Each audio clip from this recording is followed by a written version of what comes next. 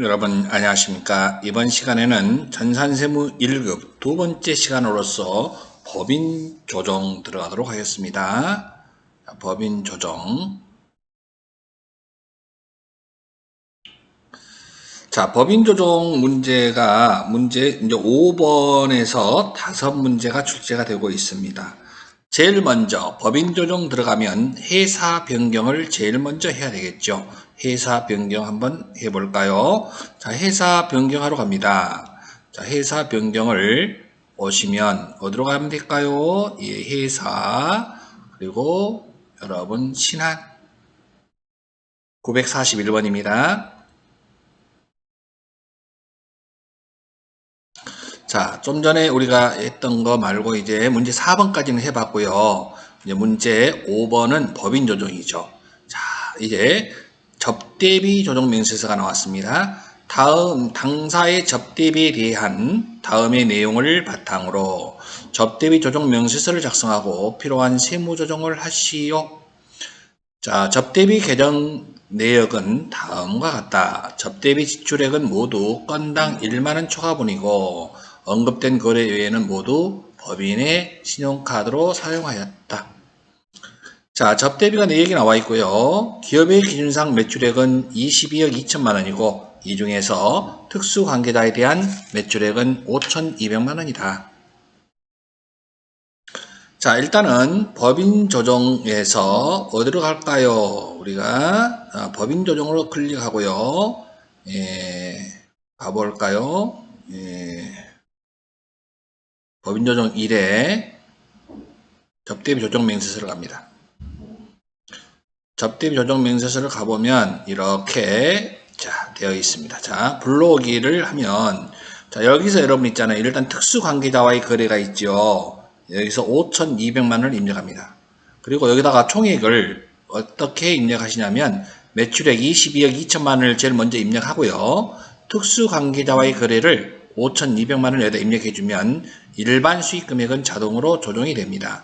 여기서 우리가 수정을 할 수가 없기 때문이에요. 합계를 먼저 입력하고 그 다음에 특수관계자의 거래가 있다면 특수관계자인 간의 거래를 입력해주면 일반은 자동으로 반영이 되고 있다. 다음 여기에 이제 그 판매비의 접대비는 3,460만원이라고 나와 있고 자동으로 나와 있죠. 그 다음에 접대비 제조 2,012만원 나왔습니다. 자, 여기까지 들어왔고요. 여러분 이제 여기 보시면 자, 판매비와 일반 관리비 접대비에는 다음의 금액이 포함되어 있다.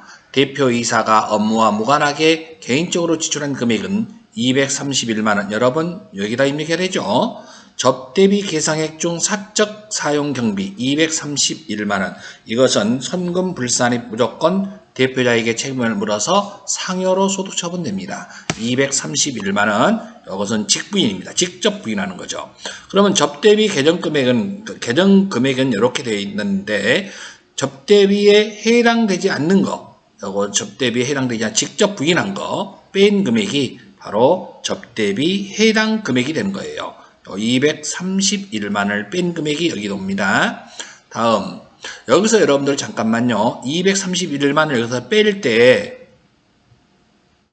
여기도 분모에도 여기 총 금액 있잖아요. 접대비 중 기준금액 여기서는 지금 1만원 초과라 했는데 개정된 건 이제 3만원인데 어찌됐든 지금은 접대비 총 초과 금액 해당된 금액은 똑같이 여기도 같이 231만원을 빼준 금액으로 입력해 주시기 바랍니다. 3,229만원이 되겠죠. 그러니까 여러분 여기까지 갑니까?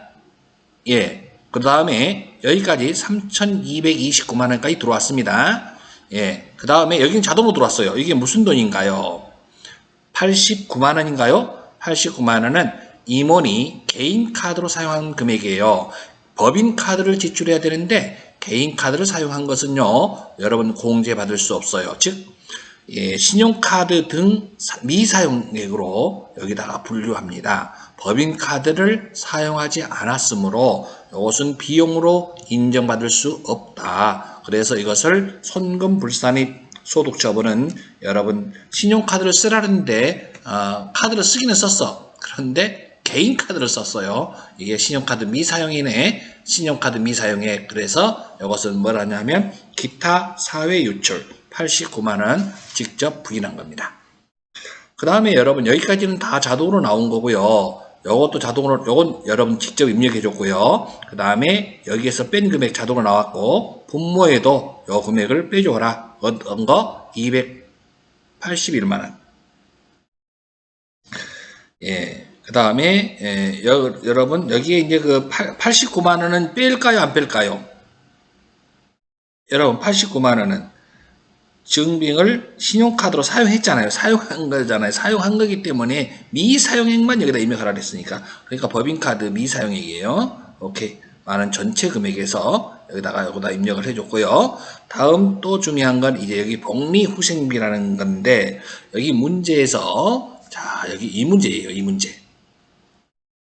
복리후생비에는 다음에 금액이 포함되어 있다. 직접 생산한 원가가 120만원인 제품을 거래처에 사업상 증여하고 아래와 같이 회계 처리하였다. 자, 제품 120만원 원가, 부가세는 세금, 시가의 10%, 18만원 우리가 회계 처리를 이렇게 했단 말이에요. 이게 여러분 복리후생비가 아니라 분기한다면 접대비가 되는 거죠. 우리는 여러분 분기할 때요. 자, 우리 법인세법에서는 이 제품을 원가로 하지 않고요. 시가로 합니다. 시가로. 시가로 한다고요? 예, 시가로. 법인세법에서는 시가가 얼마짜리예요? 180만원이라고 적어보세요. 180만원. 자, 법인세법에서는 이렇게 원가와 시가의 차이. 법인세법에서는 시가로 한다. 여러분 여기에 키포인트입니다. 시가로 한다. 그 다음에 부가세는 여기 180만원 10%니까 얼마예요? 18만원이죠. 그 다음에 여기 복리후생비가 바로 우리는 이걸 사업상 증여 접대비에 해당되는 거다 이런 얘기지. 그러니까 이건 사실은 접대비가 되는 거죠. 접대비. 접대비가 그러면 얼마가 될까요? 두 개 더 하면 198만원이 접대비가 되는 거예요. 198만원이. 198만원이 접대비가 되는 거다. 이렇게 보시면 되겠습니다. 198만원이 무슨 비라고요? 접대비라고요. 접대비에 해당되는 금액은 198만원이다. 이렇게 아시면 되겠습니다. 그러므로 우리는 이렇게 들어와야 되죠. 여기다가 계정 과목으로는 접대비라고는 계정 과목 했는데 사실은 이게 뭐에 해당된다? 접대비에 해당된다. 그러니까 여기 접대비에 해당되는 금액이 들어온 거지. 그러면 여기다가 계정 과목으로는 장부에다가는 복리후생비라고 했다. F2 하시고요. 여기다가 복리후생비 제조 500번 때 이렇게 500번 때 복리후생비라고 쓰고요. 계정 금액에는 얼마다고요? 198만원. 198만원 자동으로 들어왔죠. 그런데 여러분 여기 하단에 자, 기준금액 초과금액 있죠. 16번에 198만원 여기다가도 해줘야 합니다. 198만원 중에서 벌 줘야 되는데 벌 줘야 할 금액이 있나요?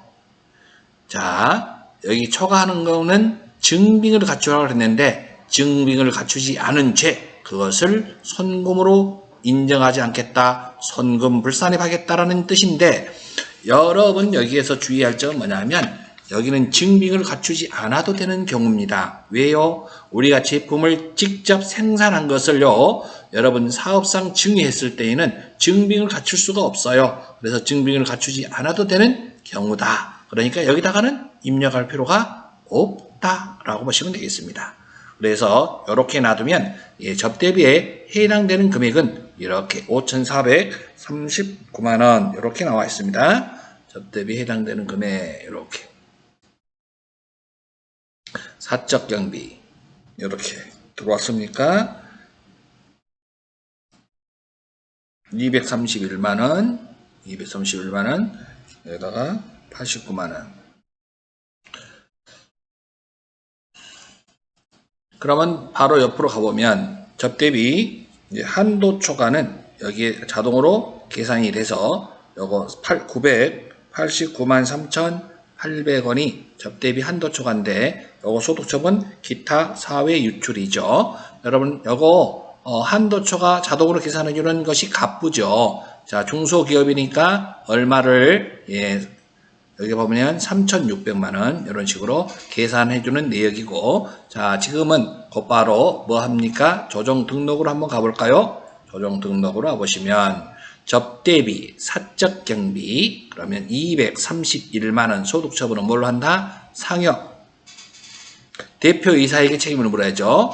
접대비 중 신용카드 미사용, 내가 여기 밑에 거 그대로 써준 거예요. 신용카드 미사용액 89만원은 소득 처분 뭐다? 기타 사회 유출. 바로 밑에 그대로 써줘놨어요. 상관없어요. 개정 과목을 써도 상관없고요. 여러분, 이것은 손금 불산입. 그래서 989만 3,800원인가요? 예. 이것도 소득처분, 기타 사회 유출. 그래서 여러분 접대비 조정 명세서가 끝난 거죠.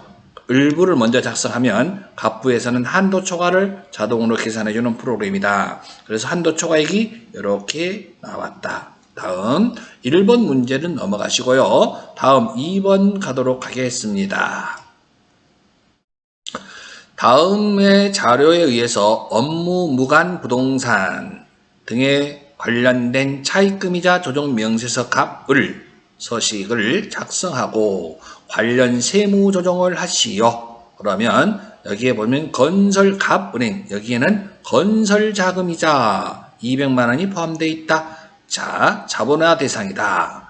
그러면 여러분 2번 문제 보면 업무 무관 자산 내역이 나와 있고 업무와 관련이 없는 거, 대표이사가 사용할 목적으로 별장을 전년도에 2억 원에 처리했다. 그러면 지금부터 업무무관 관련된 프로그램을 들어가도록 하겠습니다. 업무무관 자산 처리를 들어가 보도록 합니다. 여기 가보시면 업무무관 가보시면 제일 먼저 대표이사가 개인적으로 사용할 목적 별장이라 그랬어요. 업무무관 부동산 클릭하시고요. 여기에는 우리가 1월 1일부터 올해 단기 걸 계산해야 되니까 적수를 계산하기 위해서는 일수를 계산해야 되니까 일수를 곱해야 되니까 1월 1일부터 계산해야 되니까 전년도니까 올해는 1월 1일부터 그러니까 전기 2월 하단에 여러분 전기 2월은 1번 전기 2월 당해연도 치드이면 2번이고요. 여기는 전기 2월 1월 1일부터 계산해야 되기 때문에 전기 2월 선택하시고 여기다가 2억 원이라고 입력을 해주시면 366일 일수를 자동으로 곱해줘서 적수가 73200이 나오네요. 732억 원이 나왔네요. 적수, 예, 업무무관 적수가 나왔습니다. 다음. 그 다음에 이제 뭘 해야 하느냐 보면 이제 요거 해야 되겠죠. 자, 그러면 한번 가볼까요? 자, 지급이자 손금 불산입, 업무무관 업무무관 동산이 있다면 여기다 입력하고요. 가지금과 가수금 내역이 있다면 여기다가 입력을 해주시면 되겠습니다. 근데 그 내역이 없고요. 불러오기를 해도 그런 내역은 없어요. 여기다가도 불러오기 하면 여기다가 입력이 될 수도 있는데 자료가 없으면 안 들어오면 직접 여기 자료 있으면 보고 입력을 지금처럼 해주시면 될 것 같고요. 지금은 이것밖에 없어요. 그래서 1번 적수 입력 끝났고 2번 지급이자 손금불산입 클릭합니다. 지급이자 손금불산입 다같이 갑 은행 거 여기가 연 8%지요. 8% 지급이자는 800만원. 여러분 여기에 적수가 이렇게 어떻게 해서 나왔을까요? 자, 여러분 계산기를 가지러 갑니다. 자, 계산기를 저 멀리 놔둬가지고 계산기를 가지고 가면 계산기를 한번 해봅시다, 여러분. 계산기 보시면 자, 이자를 지급한 게 지금 원금이 얼마인지를 안 나왔잖아요. 그러니까 이렇게 계산하면 돼요. 이자 나누기 이율 800만원 나누기 8% 그러면 1억이네요. 곱하기 366일이네요. 예, 그러면 여러분 366이라니까 366억 이렇게 나오죠. 여러분 적수 계산은 이렇게 되는 겁니다. 근데 이거 입력하면 컴퓨터가 자동으로 계산해 주니까 우리 신경 안 써도 돼요. 오케이. 자, 다음 여기에 을은행을 가봅니다. 을은행은 6%짜리가 900만원 그러면 적수가 자동으로 나오니까 다음 병은행도 가볼까요? 병은행 4% 그리고 지급이자는 700만원 그러니까 적수가 자동으로 나왔습니다. 자, 여기까지 입력을 했고요. 적수는 자동으로 계산해주고 우리가 이제 신경 써야 할 게 요거 별 표시 갑 은행의 지급이자 중 200만원은 토지의 건설자금이자 여러분 요거 다 같이 선금불산입 소득처분 유보 선금불산입 유보라고 적어놓으세요. 선금불산입 유보 자산부채 차이는 소득처분이 유보 발생으로 하지요. 예, 건설자금이자 예, 선금불산입 유보다 예, 자본화 대상 건설자금이자 어찌됐든 자 지금부터 이것은 곧바로 선금불산입이 되는데 어디에다가 해야 되느냐 여기에 8%짜리 가보면 여러분 채권자 불분명이면 여기고요 수령자 불분명은 바로 밑에 분모고요 그 다음에 채권자 건설자금이자 여기에 200만원이라고 입력해 주시기 바랍니다. 이게 바로 선금불산입이다 이런 얘기입니다. 그러면 전체 지급이자 2,400만원 중에서 200만원은 직접 선금불산입 했으니까 200만원을 빼니까 2,200만원이라는 금액이 나오죠. 이 2,200만원 금액이 지급이자 여기 나왔어요. 그래서 최종적으로 여기에 적수 계산을 해서 여러분 계산해 보니까 이번에 선금불산입 되는 지급이자 선금불산입 될 금액은 최종적으로 1,100만원입니다. 라고 자동으로 계산해 줬어요. 우리는 세무조정이 나와야 할 게 요거 선금불산입 소득처분이 뭐라 그랬어요? 유보 발생이 되고요. 지급이자는 여러분 소득처분이 기타 사회유출 업무와 관련이 없는 지급이자 업무와 관련이 없는 지급이자가 뭐다고요? 바로 1,100만원 선금불산입 소득처분은 기타 사회유출 요것은 뭐다? 유보다 유보다 자산부채 차이는 유보다라고 말씀을 드렸습니다. 자 그러면 지금부터 우리는 최종적으로 무엇을 해야 될까요? 예. 여기에 들어오셨으면 이제 우리는 조정 등록을 들어오셔야 됩니다. 조정 등록에 지급이자 선금불산입이라고 입력을 지급이자 선금불산입 여러분들 헷갈리지 않게 하기 위해서 그대로 써줬어요. 지급이자 선금불산입 또는 뭐 여러분 업무무관이라고 써도 되고요. 1,100만원 소득처분은 기타 사회유출이라 했고 그 다음에 건설자금이자 회사에서는 이자 비용이라고 했다 한다면 이건 건설 중인 자산으로 해결을 해야 된다. 자산으로 잡아야 된다. 그래서 자산부채 차이는 소득처분은 유보 발생이다. 이렇게 200만원 유보라고 소득처분해야 돼요. 유보 발생 이것은 기타 사회유출 소득처분이 틀리면 틀려요 여러분. 예, 다음 그러면 여러분 이제 뭐까지 끝났냐 하면은요 2번까지 끝났어요. 이제 3번 가볼까요? 3번 다음 자료를 이용하여 업무용 승용차 관련 비용을 작성하고 관련된 세무 조정을 하라 그랬습니다. 세무 조정을 소득금액 조정 합계표에 반영하라. 자 여러분 여기다가는 일단은 업무용 승용차 관련 비용 명세서를 찾아야 되겠는데 자 먼저 가볼까요? 업무용 승용차 관련 비용 명세서를 찾아봅니다.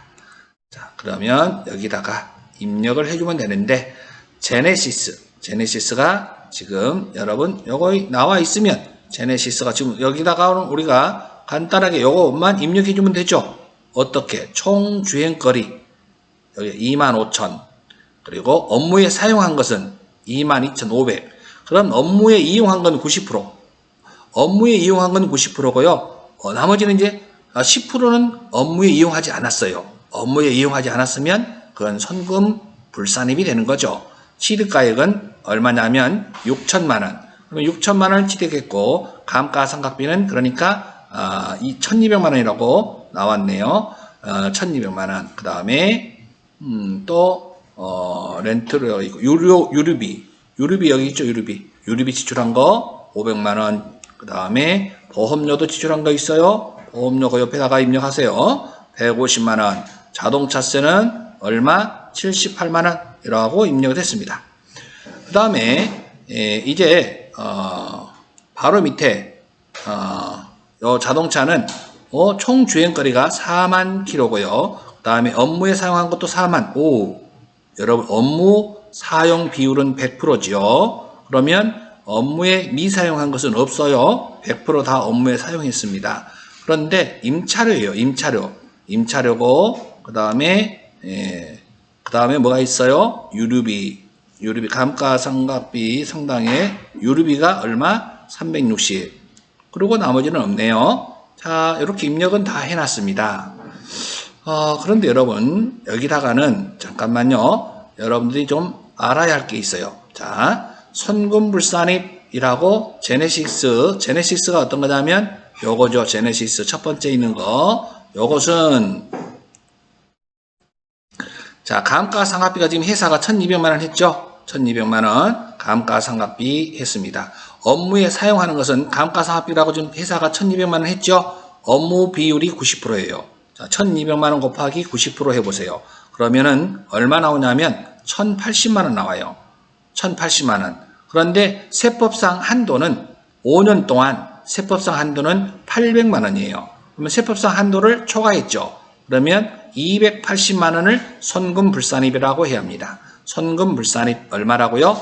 280만 원. 소득처분은 차변의 감가상각비, 대변의 감가상각 누계, 자산에서 차감 계정이 차이가 나므로 소득처분은 유보다 이 말이야. 자산 부채 차이는 소득처분을 뭘로 한다 그랬습니까? 유보로 한다 했습니다. 그러니까 이것도 우리가 뭘로 처리해야 된다? 유보로 소득처분해야 한다.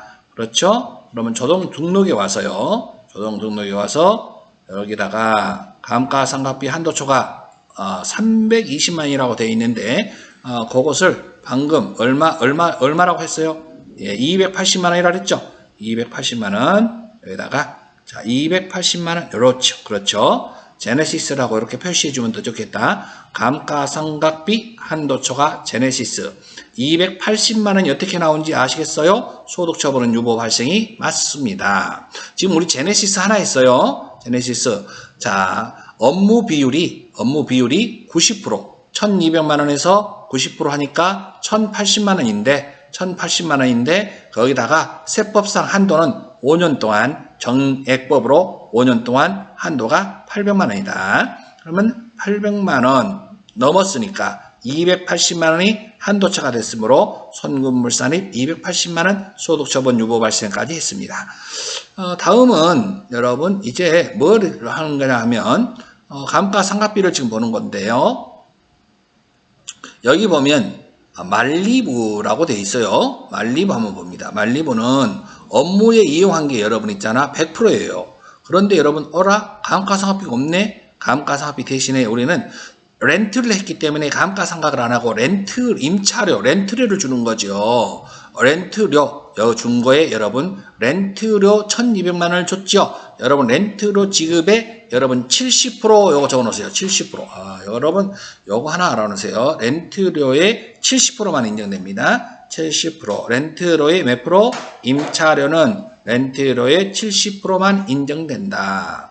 그러면 렌트료 1200만 원 중에서 70%만 인정된다 이 말입니다. 70%만 인정됩니다. 그러면 840만 원만 840만 원이죠. 근데 세법상 한도는 800이라 그랬어요. 세법상 한도는 800. 그러면 여러분 초과한 금액은 여러분 얼마가 초과됐다? 40만 원이 초과됐다. 그래서 선금불산입 감가상각비 40만 원. 소득처분은 왜 기타 사유일일까요?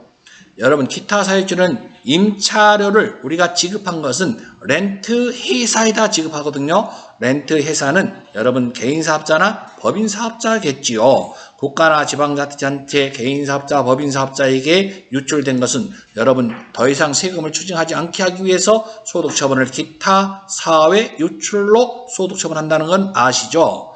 그러니까 요거 소득처분은 기타 사회 유출로 소득처분해야 한다는 점입니다.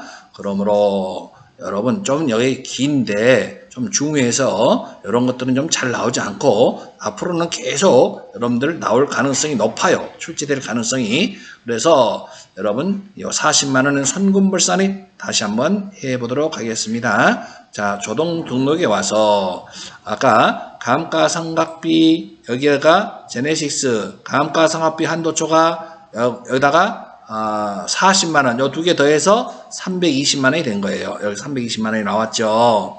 320만원은 요 두 개를 더해서 320만원인데, 우리는 세무조정을 각각 해주는 게 좋아요. 각각. 이렇게요. 그래서 왜 각각이냐 하면, 소득처분이 다르기 때문에요. 하나는 유보 발생이고, 하나는 소득처분이 기타 사회 유출이기 때문이죠.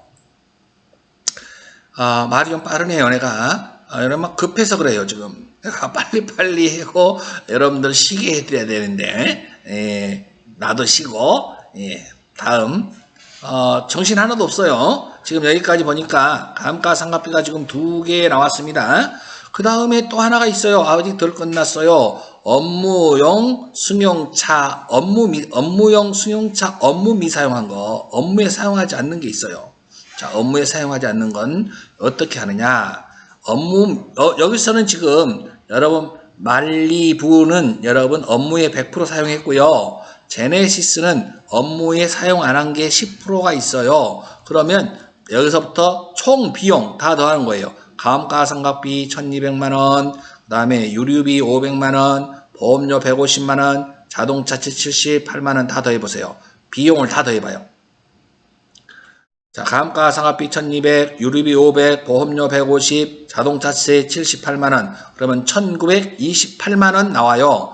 그 중에 여러분 몇 프로가 업무 미사용이다? 10%가 업무에 사용한 것은 아까 90%에 사용한다고 그랬죠? 업무 미사용액은 10%, 그래서 192만 8천원, 이게 바로 뭐다? 손금불산입, 업무 미사용. 그래서 이것은 대표자에게 책임을 물어야 되겠죠. 왜요? 이것은 지금 누가 갖고 다녀요? 대표이사가 차를 타고 다니고 있어요. 비용으로 인정받지 못합니다. 업무에 사용하지 않는 금액이에요. 이게 192만 8천원이. 그러니까 소득처분을 들어간다면 다 같이 한번 해볼까요? 소득처분 업무 미사용, 여러 나왔네. 업무 미사용이라고 192만 8천원 자동으로 나왔는데요. 소득처분은 대표이사에게 소득처분한다. 상여 이렇게 됩니다. 자, 여러분들 지금 여기에 보면 여기를 보셔도 여러분들은 알 수가 있어요. 우리가 요거 입력만 주행거리, 업무의 사용거리, 그 다음에 업무 비율이 나오고, 여기 이제 보험료, 임차료, 뭐 유리비 얼마, 요것만 입력하면 여기 프로그램이 자동으로 다 계산해주니 걱정할 필요가 없어요. 뭐 70%, 뭐 90%, 뭐 애우지 않아도 상관없어요. 그럼 여기를 보면 돼요. 보세요. 자, 제네시스, 한도초과 얼마? 280만원. 여기다 280만원. 여기 나왔죠? 제네시스 280만원. 업무의 사용금액 192만 8천원. 그 다음 바로 밑에 거 말리분과 감가상각비 한도초과 40만원. 이렇게 나왔잖아요. 예. 제네시스는 요 192만 8천원 이렇게 나와있고, 업무에 왜 사용한 거. 그래서 여러분 조정등록에 들어가 보면 자동으로 이렇게 표시가 되고, 여기 한도초과는 누계를 말하는 거고요. 각각 세무조정 해주라 했어요. 왜요? 세무조정이 다르기 때문이다. 하나는 유보 발생이고 하나는 기타 사회유출로 소득처분 됐기 때문이다. 자, 여기까지 됐고요. 다음 가보도록 하겠습니다. 다음은 자 이제 4번이네요. 4번 문제는 여러분 생각을 좀 잘 하셔가지고서 문제 풀어야 되겠습니다. 4번 재무상태표 및 손익계산서에는 당기 발생하는 거래에 대하여 다음과 같은 계정 과목이 포함되어 있으며 기업회계 기준에 따라 정확하게 회계 처리되었다. 이와 관련하여 소득금액 조정 합계표를 완성하시오. 그렇습니다. 자, 잡이익 1000만원은 법인세 과다 납부분 환급받은 금액이 800만원이다. 법인세 과다 납부분 환급받은 금액. 자, 여러분 법인세를 납부할 때 너무나 많이 냈대요. 그러면 법인세를 납부할 때에는 법인세는 선금불산입이에요. 무조건. 그러면 선금불산입인데 법인세를 환급받을 때에는 선금불산입의 반대가 입금불산입이죠. 입금으로 보지 않는다. 당연하죠. 손금으로 안 봤으니까 이것도 입금으로 보지 않는다. 그러면 입금 불산입이라고 써보도록 하겠습니다. 소득 금액 조정 합계표로 가야 되는데 소득 금액 조정 합계표를 가보도록 하겠습니다. 소득 금액 조정 합계표를 가보면 자, 소득 금액 조정 합계표는 어디로 가는지 아시죠? 소득 금액 조정 합계표를 다시 한번 열어볼까요? 소득 금액 조정 합계표 여기 있어요. 이렇게 그것만 열어보겠습니다. 자, 그러면 여기다가 1000만 원을 뭐라고 한다고요? 아니 거기다가 우리가 뭐라 그랬냐면 법인세 환급액 손금 불산입이 아니라 이제 입금 불산입 1000만 원. 자, 소득 처분은 뭘로 합니까? 기타. 자, 이것은 기타. 법인세 환급액은 소득 처분 기타로 한다. 다음은 또 뭐가 있냐면 두 번째 보면 뭐가 있습니까? 수수료 비용 500만 원은 대주주인 출자 임원이 사용하고 있는 사택. 누가요? 대주주, 돈 있는 임원이 왜 사택을 이용해요? 자, 400만 원이 포함되어 있다. 그러면 이걸 비용으로 인정해달라면 안 되죠. 돈 있는 자들이 이용하고 있으면 안 됩니다. 손금으로 인정하지 못합니다. 손금 불산입이라고 소득처분해야 됩니다. 손금 불산입란에 소득처분 출자 임원, 사택 유지비 여러분 이렇게 그대로 내용을 써줘도 되고 여기다가 계정 과목을 수수료 비용이라고 써도 돼요. 그 중에 400만 원은 손금으로 인정하지 못한다. 손금 불산입 소득처분은 여기에 나온 임원에게 상여라고 합니다. 주주이면 배당이고 임원이면 상여인데 주주이면서 임원이기 때문에 주주, 상여, 임원, 배당 그러면 여기 상여로 주주는 배당, 임원은 상여금 더 좀 물러봐서 소득처분을 상여로 해야 합니다. 다음 퇴직급여. 퇴직급여가 1,500만 원이에요. 임원에게 여러분 임원이면 한도가 있어요. 여러분 종업원에는 한도 초과가 없어요. 그러나 여러분 임원에는 한도를 1,000만 원까지만 주기로 해놓고 1,500만 원을 줬다면 이것은 한도가 초과됐다. 임원한테는 함부로 퇴직금이나 상여금을 많이 가져가지 못하도록 해놨어요. 한도를 정해놨어요. 그래서 한도 초과된 게 얼마다? 500만 원. 그래서 이것도 소득처분은 상여금 더 가져간 걸로 하겠다. 그래서 임원에 대한 상여. 그래서 임원 퇴직금 한도 초과. 이렇게 나는 알기 쉽게 이렇게 계정 과목 아닌 내용을 써놨고 여러분들은 그냥 쉽게 퇴직급여라고 써도 상관없습니다. 다음 여러분 자기주식 처분 이익은 회사가 자본이라고 해놨어요. 자본 잉여금이잖아요. 그러나 법인세법에서는 자기주식 처분 이익은 입금에 해당됩니다. 수익이라 이 말이에요. 입금이다. 그러니까 입금 산입란에 자기주식 처분 이익 소득 처분은 왜 기타인가요? 자본 잉여금과 관련돼요. 자본과 차이 나는 것은 그것은 소득 처분을 기타라고 하는 거죠. 다음 매도 가능 증권 평가 이익에 대한 거 여러분 요것은 좀 이해하기가 곤란할 거예요. 나는 곧바로 요 소득 처분이 나오는데 여러분들 처음 보거나 그런 것은 좀 이중 세무 조정이라 상당히 어려워할 수 있어요. 매도 가능 증권 평가 이익 350만 원. 여러분 기말 현재 기타 포괄 순이익 누계액으로 계산된 금액이다. 여러분 법인세법에서는요. 주식을 평가 손익, 평가 안 해요. 원가법으로 해요. 그렇기 때문에 평가 이익이나 평가 손실을 인정하지 않습니다. 그러면 요거에 대한 것을 추가적인 설명을 좀 하도록 하겠습니다. 자, 지금부터 잘 들어보세요. 회사가 어떻게 해놨냐면 이렇게 해놨어요. 자, 이중세무조정이라고 일단 적어줄게요. 이중세무조정인데 이러한 이중세무조정은요. 자, 회사가 이렇게 했어요. 회사가 어떻게 회계 처리했냐? 회사가 회계 처리한 걸 보니까 차변이 매도 가능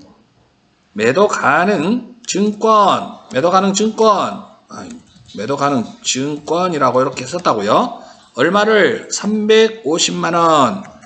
그리고 대변에 매도 가능 글씨도 잘 안 써지네. 빨리 하려는데 매도 가능 증권 평가이익이라고 350만원 이렇게 썼다는 거예요. 회사가 여러분 법인세법은 뭐예요? 이거 해야 돼? 안 해야 돼? 안 해야 돼요. 아무것도 안 해야 돼. 그런데 회사가 이렇게 해놨어요. 한마디로 세무 2급짜리가 이렇게 해놨다라고 생각하자. 우리는 세무 1급이에요. 안 해야 돼요. 그래서 세무 조정 분기를 한다면 세무 조정 분기를 하는 건 아니지만 세무 조정 분기를 한다면 요거 없었던 걸로 만들어야 되겠죠. 없었던 걸로 분기를 만들어 볼까요? 그래요. 그러면 반대로 분기를 하면 돼요. 그럼 반대로 분기를 한번 불러봐요. 차변에 매도 가능 증권 뭐라고? 평가이익이라고 350만원 이렇게 말입니다. 그리고 대변에 매도 가능 증권 350만원 이렇게 말입니다. 그런데 자 여러분 세무 조정을 하려면 손익계산서 계정인 수익이나 비용이 있어야 돼요. 그런데 수익이나 비용 계정이 없어요. 그래서 여러분 이게 어렵다는 거예요. 그래서 이중 세무 조정이 되는 거예요. 그래서 이것을 이렇게 강제적으로 여러분 조정을 할 거예요. 자, 1번 매도 가능 증권에 대한 거 한번 볼게요. 1번 매도 가능 증권에 대한 거 첫 번째 차변에 매도 가능 증권이라고 써봐요. 매도 가능 증권 350만원 강제로 지금 해놓은 거예요. 대변에 비워놔요. 일단 다음 두 번째 이걸 위아래로 분류를 시켜놓은 거죠. 두 가지로 해놓는다고요. 자, 두 번째 여기다가 두 번째에다가는 뭐라고 쓸 거냐면 매도 가능 증권 매도 가능 증권 이렇게 위아래로 딱 분류를 시켜놨어요. 350만원 여러분 요거 여기까지 이해할 수 있죠. 자 차변 요거 차변에 있고요. 매도 가능 증권 평가이익이라고 그래요. 여기는 뭐야? 매도 가능 증권 평가이익 여기다가 평가이익이라고 더 써줄게요. 자, 매도 가능 증권 평가이익 이렇게 매도 가능 증권 평가이익 오케이. 자 이렇게 됐어요. 그러면 여기다가도요 수익 강제로 이제 수익 비용을 만들어 놔요. 여기도 수익이라고 하면 똑같잖아요. 이렇게 여기도 수익 똑같아요. 그러면 지금부터 조정하면 돼요. 자 이건 입금이죠. 입금 산입 세무조정이 여러분 매도 가능 증권 평가 이익은 자본 항목에 들어가요. 기타 포괄 손익 누계액에 들어가기 때문에 소득 처분은 기타 이렇게 하는 거예요. 이게 왜 기타인지를 알아야지. 이것은 수익이 차변에 있으니까 입금이 아니다. 뭐라고 그래? 입금 불산입. 여러분 소득 처분이 뭐예요? 지금 여기에 계정 과목이 매도 가능 증권이라는 자산이 있지요. 자산과 부채의 차이는 뭐라고 합니까? 소득 처분은 유보 발생이라고 하는 거 아닙니까? 유보 발생. 유보라고 적어놓으세요. 이제 끝났어요. 이대로 하면 돼요. 매도 가능 증권 평가 이익에 대한 세무조정은 입금 산입 소득 처분 기타가 되고요. 매도 가능 증권에 대한 것은 입금 불산입 소득 처분은 유보가 된다라는 걸 강조합니다. 자, 답을 한번 비교해 보면요. 답을 이렇게 해야 이해가 좀 가는 거지. 여러분 그냥 써가지고 보면 이해가 안 가죠. 그죠? 한번 볼까요? 자, 보면 매도 가능 증권 평가 이익이 입금 산입 기타 맞죠? 그 다음에 매도 가능 증권 바로 밑에 매도 가능 증권 입금 불산입 소득 처분 유보 발생 됐습니다.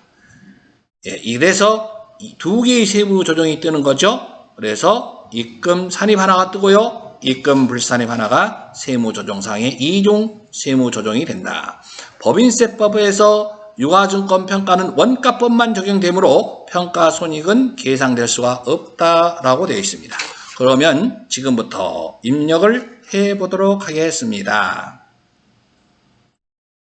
자, 매도 가능증권 평가 이익은 350만원은 소득 처분은 기타다. 왜 기타다? 요거 기타 포괄 손익 누계액으로 자본이다. 자본의 차이다. 그러면 기타다. 매도 가능 증권이라고 하는 것은 자산의 차이다. 그러니까 소득 처분은 자산이나 부채의 차이는 소득 처분은 유보로 하더라. 여기까지 됐습니다. 다음 이제 법인세 비용은 여러분들 무조건 선금불산입 소득처분 기타 사회유출이라는 건 아시잖아요. 법인세법 법인세 비용 2천만원 기타 사회유출 선금 불산입 이렇게 해서 문제 4번까지 끝났습니다. 여러분 이제 문제 5번 남았어요. 5번 하나만 하면 됩니다. 상당히 시간이 많이 걸립니다. 예, 5번 문제 보면 다음 자료를 참고하여 단기 자본금과 적립금 조정명세서 여러분 유보를 관리해주는 장부의 이름이 자본금과 적립금 조정명세서 을표입니다. 을표 맞지요? 예. 다음 다음 기존 자료 및 다른 문제의 내용은 무시하고 아래 자료만을 이용하여 세무 조정을 생략하라 그랬습니다. 여러분 갑도 작성하고 을도 작성하래요. 그러면 일단은 을부터 먼저 작성해야 돼요. 을. 전기말 자본금과 조정명리에서 을. 요거 유보를 관리해주는 장부라고 적어 놓으세요. 유보를 관리해주는 장부. 그러니까 유보만 들어온다는 거지요. 그러면 일단은 들어가 봐야지. 법인조정 뚜. 그리고 제일 마지막에 신고 부속 서류에 자본금과 적립금 조정명세서를 클릭. 그리고 을표가 있고 갑부가 있는데 을표를 먼저 클릭. 을표를 클릭하면 지금부터 여기를 들어오셨어요. 자, 그러면 지금부터요. 대손충당금. 여러분 대손충당금 적어요. 여기 기초 잔액이에요. 기초. 전기 말이면 기초입니다. 600만원. 600만원. 그러면 다음 연도에는 반드시 반대 조정으로 일어나서 감소. 자동으로 감소. 대손충당금은 자동으로 없어져요. 다음 연도가 되면 자동으로 반대 조정으로 감소됩니다. 다음 재고자산 평가감. 재고자산 평가감 100만원 기초잔액 적어놓으시고 이것도 자동 감소가 됩니다. 100만원. 여기까지는 똑같아요. 자, 이제 바로 밑에 봅니다. 단기 대손충당금 한도 초과액 단기의 발생 증가가 얼마 증가됐어? 500만원 증가란에 500만원 입력.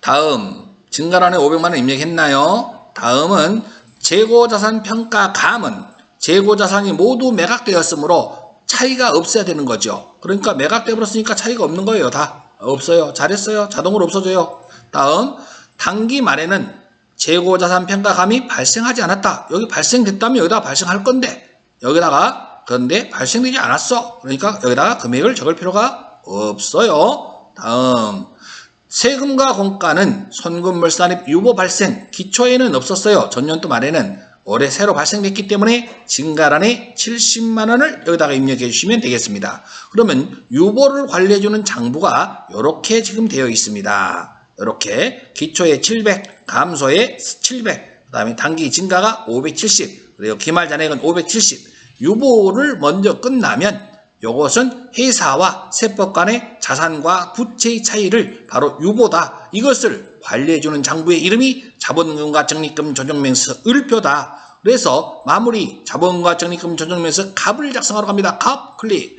그러면 바로 을표에서 방금 기초 700, 감소 700, 증가 570, 기말 잔액 570이라고 자동으로 들어오게 됩니다. 이제 여러분 여기에 작성을 해주면 된다 이 말입니다. 자본금과 적립금 계산서 기초잔액 여기다가 나왔는데 자 작성하러 갑니다. 작성하러 갑니다. 자 여기다가 기초잔액이 여기고요. 전기말 그러면 여기다 기초라고 적으세요. 단기말은 기말이라는 건 아시겠죠? 전기말이 기초라는 건 알아두시기 바랍니다. 기초 자본금은 2억이라고 입력하세요. 그리고 단기말에는 3억이 나와야 되는데 여기 3억을 입력할 수가 없어요. 그러면 증가가 얼마가 됐다는 거예요? 1억 여기다가 입력을 해주면 단기말에 잔액이 3억이 바뀝니다. 3억으로. 다음 자본잉여금 기초잔액 얼마? 250 2만원. 그리고 여러분 기말은 322만원이 되려면 얼마를 증가시키면 돼요? 70만원을 증가시키면 되겠습니다. 이익잉여금 클릭하고 2억 1960만 450원을 입력하고 증가됐네. 얼마 증가? 8311만 2135원을 증가시키니까 3억 271만 2585원으로서 여러분 4억 2212만 450원 그리고 여기는 6억 593만 2585원이라고 나왔습니다. 이렇게 해서 여러분 94회 법인 조정까지 모두 끝났습니다. 여러분 대단히 고생 많았습니다. 수고하셨습니다.